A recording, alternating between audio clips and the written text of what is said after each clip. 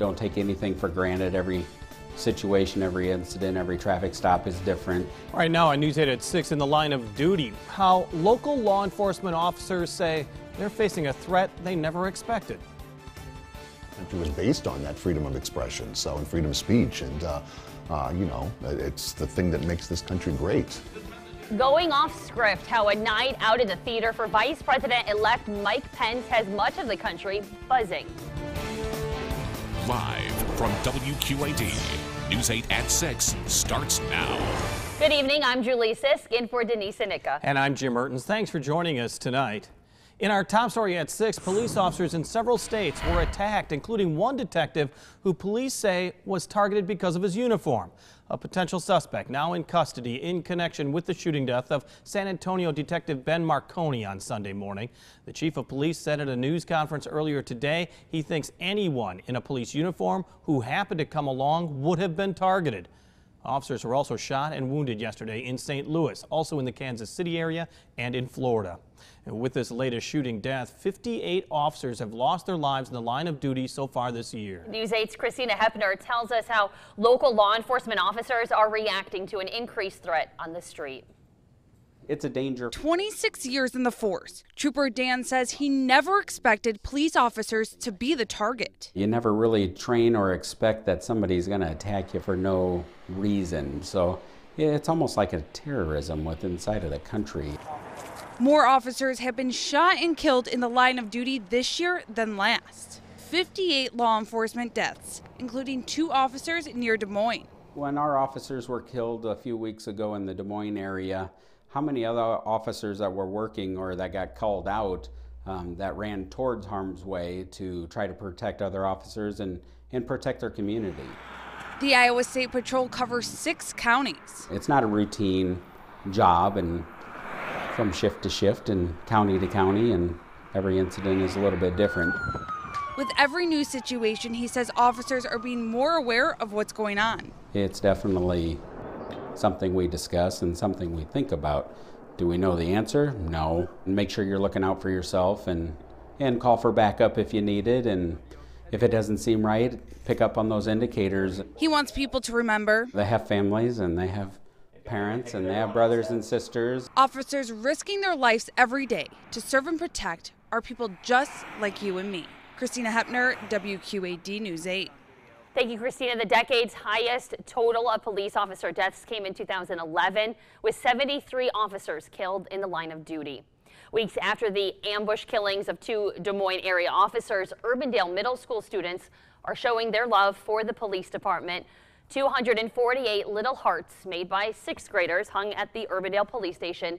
Now their works of art have been made into a poster that will benefit the men and women in blue. Area police are pitching in to help those in need have a better Thanksgiving. Representatives from Moline, East Moline, and Rock Island Benevolent Associations presented a $5,000 check to Bob Vokabaugh, also known as Mr. Thanksgiving. The money will be used to help pay for his annual feast for the community. Today's donation by police moved Vokabaugh to tears.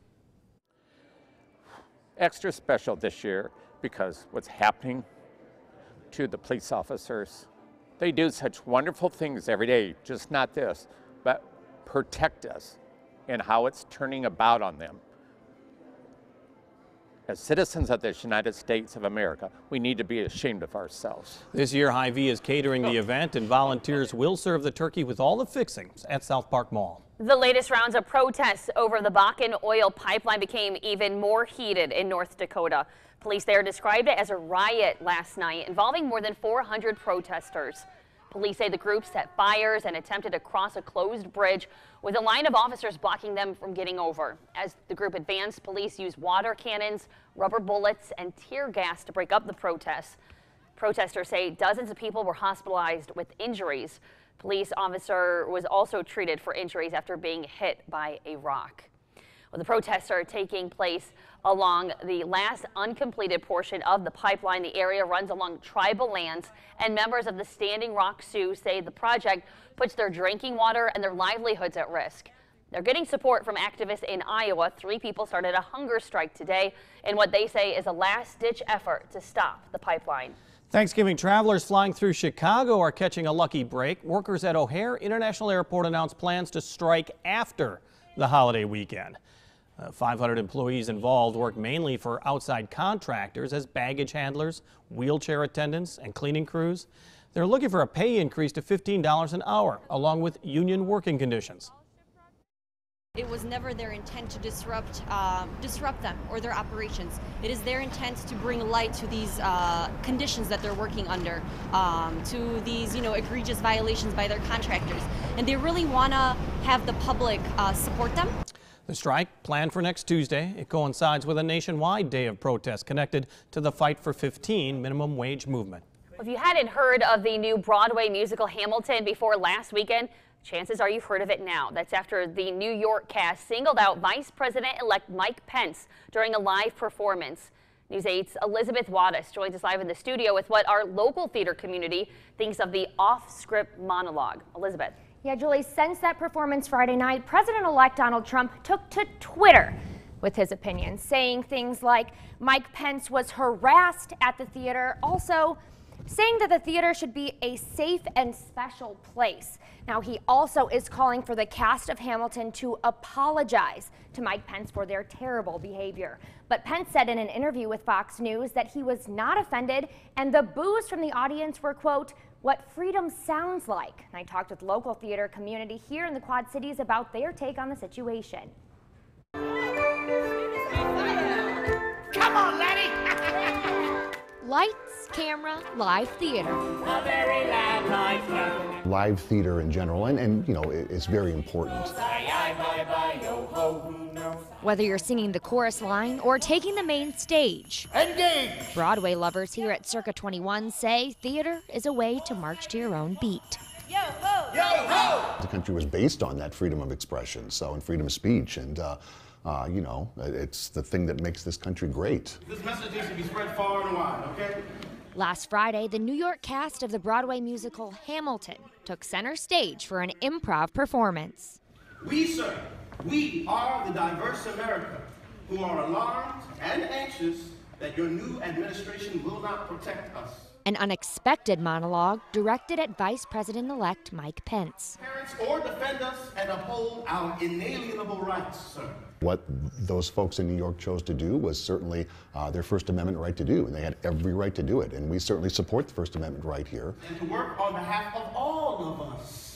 The cast has since been criticized by people saying live performance isn't the right platform for politics. Point the ship to wherever she goes. But here in the Quad Cities, it's certainly their creative right to do that. the act is being interpreted differently. I think it just goes back to theater being such a wonderful creative expression for people to do a number of different things, whether it's a political view or social view or whatever it is. It's a wonderful platform for that. A platform to express any and every plot line in view. And Santa. Sure. Proof there's really no business like show business. Circa 21 leaders say the musical Hamilton won't get here to the Quad Cities for at least a few decades because it's so popular nationwide, but that the show and this controversy are bringing a newfound energy to theaters across the country. Jim and Julie, back to you. All right, thank you, Elizabeth. Well, we are seeing some cooler temperatures out there today, but a pretty nice fall day, a lot of sunshine. Not bad at all. Chief Meteorologist James Harris keeping an eye on weather systems heading our way still. Let's take a look at the first forecast. Yeah, definitely back to November, guys, with the temperatures that we felt this weekend, and safe to say as we go through this week. But all has been dry. But let's take a look at our satellite radar loop. Got some clouds rolling in from the west, all part of a weather system that's getting its act together around the Rockies. That will be swiftly making its way eastward, and as it does, clouds around here will thicken and lower and eventually saturate the air that we finally will see our first measurable rainfall in a good 3 weeks, at least developing later on Tuesday. Because of those clouds rolling in, temperatures will be a slow go as far as dropping overnight compared to past nights. Temperatures now are just around or above the freezing mark, a little bit better than that, like around Burlington at 40. Currently in the Quad Cities, 34 degrees after a daytime high of 44 degrees. But with these clouds thickening and lowering overnight, keeping it dry, those temperatures aren't going to fall all too much as we head overnight. In fact, these temperatures aren't going to climb all too much as we head throughout the next couple of days. Of course, all about that wet weather coming in. We'll tell you how long this rain is going to last in our forecast coming up in just a few minutes. Jim? All right, thank you, James. An historic part of Galesburg's past is going to help shape its future. The long vacant Maytag plant is getting a fresh start with a new business. After sitting empty for more than a decade, it will store wind turbine blades. Burlington Northern Santa Fe Logistics, BNSF Logistics, is taking out a multi-year lease on the property. It will create a handful of jobs. It's not a very large job creator, but it is at least going to reuse the property. It's going to improve the look of that area. And that's a big deal. Galesburg also has another development on the way. Sandburg Mall's new owners plan to demolish part of the shopping center to help create a new shopping experience there. Mike Tomes has officially filed as a candidate in the mayoral race in Rock Island. In a statement today, Tomes says if elected, he would focus on working with city council, city workers, and economic development leaders to ensure that Rock Island is realizing its full potential. Tomes is the former Chief Operations Officer for Tomes Pressler Company and served as President and CEO of Renaissance Rock Island. Rock Island's mayoral race will be decided in the upcoming municipal election, April 4th. A Rock Island High Senior is making sure that every elementary student in their district has a book to read. It's part of Kylie Weimer's Recycled Library project. She came up with the idea to apply for a scholarship that could give her up to $5,000 for college and, well, simply put, the idea took off. Today, she donated hundreds of books to her alma mater, Denkman Elementary School, giving back the gift of reading to the school that first taught her how to read. It's been really fun. I like looking through the books and seeing different books that I read as a kid that I'm passing down to different generations now. Kylie will donate books to 8 more elementary schools in the Rock Island Milan School District. Still ahead on News 8 at 6, bowling with poultry. How today's Bowling with Turkey event is helping to feed thousands of hungry people around the region. And special ceremony, how Native American heritage was honored on Arsenal Island. You're watching WQAD News 8 at 6 with Jim Mertens and Denise Anitka.